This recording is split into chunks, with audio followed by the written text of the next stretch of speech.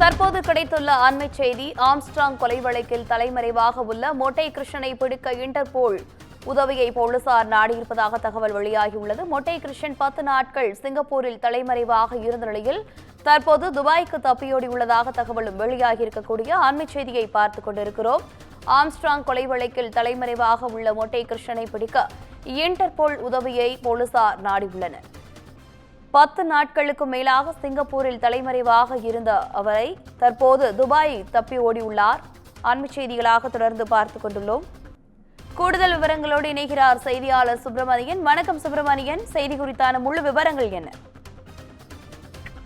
Armstrong கொலை வழக்கில் தேடப்படக்கூடிய நபர் ரவுடி சம்போ செந்தில்.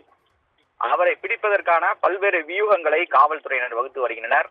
ஆனால் இதுவரை அவர் சிக்கவில்லை. அது மட்டுமல்லாமல் அவருடைய கூட்டாளிகளையும் கைது செய்வதற்கான முனைப்பில் போலீசார் தீவிரம் காட்டி வருகின்றனர்.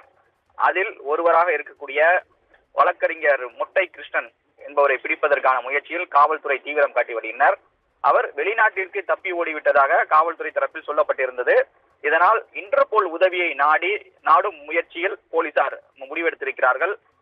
சிபிசிஐடி தான் இதற்கான நோடல் ஆபீசராக இருப்பார்கள். அதன் அடிப்படையில் சிபிசிஐடி மூலமாக கடிதம் கொடுத்து அதன் பிறகு அங்கிருந்து மத்திய உள்துறைக்கு அனுப்பப்பட்டு அதன் பிறகு இன்டர்போல் உதவியை நாட சென்னை போலீசார் முடிவு செய்திருக்கிறார்கள். வெளிநாடு தப்பிச் சென்ற மொட்டை கிருஷ்ணன் சிங்கப்பூரில் 10 நாட்கள் தங்கியிருந்ததும் விசாரணையில் தெரிய வந்திருக்கிறது. அது மட்டுமல்லாமல் அங்கிருந்து சவுதி அரேபியாவுக்கு நண்பர்கள் உதவியோடு அங்கு தங்கியிருந்ததும் விசாரணையில் தெரிய வந்திருக்கிறது. தற்போது அவரை பிடிப்பதற்கான முயற்சியில் தொடர்ந்து போலீசார் ஈடுபட்டுக் கொண்டிருக்கிறார்கள். விவரங்களுக்கு நன்றி சுப்பிரமணியன்.